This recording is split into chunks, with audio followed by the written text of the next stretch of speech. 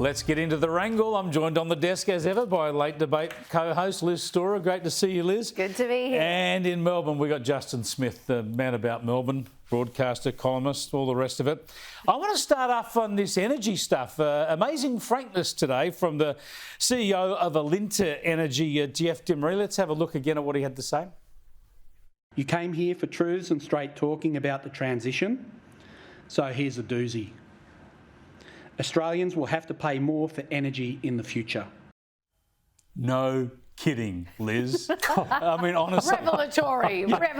Genius. But hang on a second, Justin. Your mates tell us they're going backwards by $275, and they've only missed that by about $700 so far.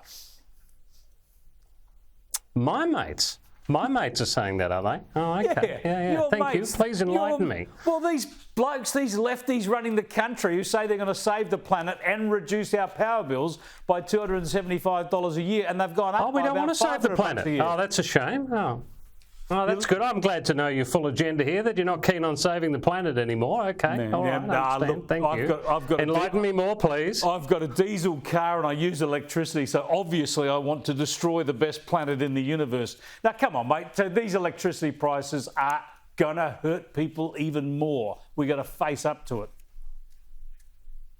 Oh, yeah, absolutely. I mean, look, there was that a survey out today saying that people are concerned about moving too fast into renewables because their power prices are going to go through the roof. But the good part of that survey is also that people actually believe in renewables. I mean, I think we believe, and I was joking before, none of us want to see the planet dead, I hope, but, none of us are pushing in that direction. But, I mean, come on, we've got to be all heading for the same goal on this. It's not actually just what we're after, it's how we're after it is the most important thing. Can't we all just get together on that one? Yeah, what we need is electricity because our whole civilization is founded on it. And I don't believe in renewables. Gee, I'm learning a lot, mate. I know I'm really learning a lot tonight. Wow, thank you. Liz, I know about renewables and I know you can't power a modern economy on them. Yeah. Otherwise, someone would have done it by now. Exactly. And across particularly the Western world, our governments have now spent $2.7 trillion rolling out renewable energy, and every single country is yet to see value for money. We keep being told, whether it's Biden in the US, Rishi Sunak in the UK, or the Albanese government, we keep being told, oh, this is the cheapest form of power. We are simply not seeing that, not to mention when we're talking about renewables versus coal or renewables versus nuclear, renewables versus basically any other form of energy, we're not talking about comparing apples with apples. Now we're clearing thousands of hectares. The most recent one I heard talked about today was in the King's catchment. This is going to be 570 more hectares cleared for a solar farm that will cost taxpayers $750 million. What do we know about solar energy? It's not half as powerful as coal. So what are we getting for those 570 hectares that you're now clearing in the King River catchment? Keep using coal for the next couple of thousand years. I mean, is that your plan? Until we have a viable but how are you going to get to that point if you don't start with solar, if you don't start with other renewables? How are you actually going to get to that point? Yes, it's not going to happen tomorrow.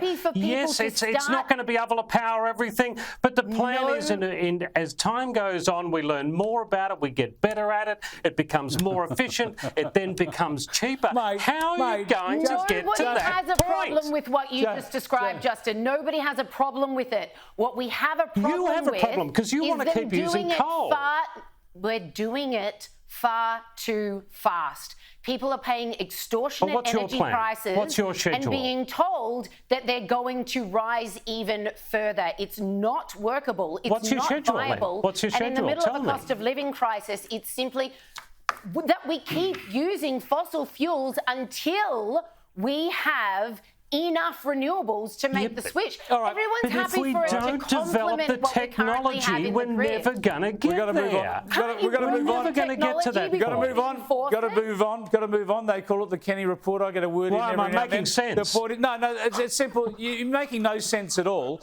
And the answer here is clearly you can't shut down the reliable energy you have until you have something reliable to replace it. What I would do is... What is wrong with my argument? Well, because we don't have enough electricity, mate. Have you noticed the power prices are going through the roof? People can't play it, and you're running out of power in Victoria and elsewhere. No. So you don't but you told me my argument is wrong. Well, we are going to need to invest in renewables to be able to use it one day. It is not going to just happen at once when fossil fuels run out. But you're trying to use it now. You're shutting down all the coal-fired and gas-fired power now. We're short of electricity, and guess what? Guess what? Renewables can't power our economy. We're not shutting down all the coal. Is the coal? Their coal is being used in Australia. It hasn't been all shut down. I'll give up. I'm not going to talk about energy anymore. Mate, if you're going to use hyperbole, get a little closer. Justin said it's all fixed. We're all ticking along, tickety-boo. If you reckon your power prices and supplies are okay, then we'll come back to this, Justin, no doubt. I do need to get on to another issue, though, because I want to get your thoughts on this. We talked a lot about getting people back to the office, a lot of employers trying to get people back to the office. I'm all in favour of that. Great flexibility if you can have it, but people need to turn up at work. Now, Liz, the incentives some people are throwing at people to get them back to the office, extra leave, extra, free food and stuff at the office, and free pet sitting.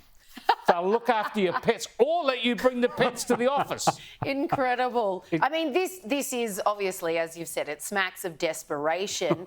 I'm all for working from home. I really do. I think the price it takes, the time it takes as well out of people's day to commute in, and what we learned during the pandemic, we can't unlearn, and that is things can work quite well in the office without going to that extent. So employers now have got a lot of hybrid systems going, as well as people who are just completely working from home, because people don't want to relinquish their newfound freedoms. And especially for parents, that means they can do a drop-off or a pickup. The flexibility is great. The flexibility is too much to part with. And I'm sorry, but employers have just got to resign themselves to that fact. Obviously, Justin, a lot of employers think they need people in the office. That's why they're offering these incentives.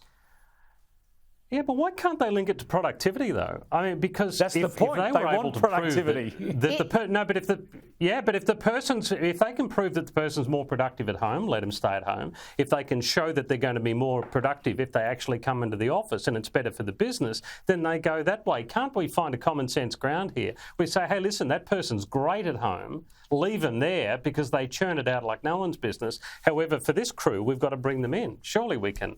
Surely we can all work it out and everyone can work from home. Honestly, I'll tell you what, this is a wrangle where I've learned a lot. I've learned that I'm terribly old-fashioned because I believe in cheap, affordable energy and that people should turn up at work.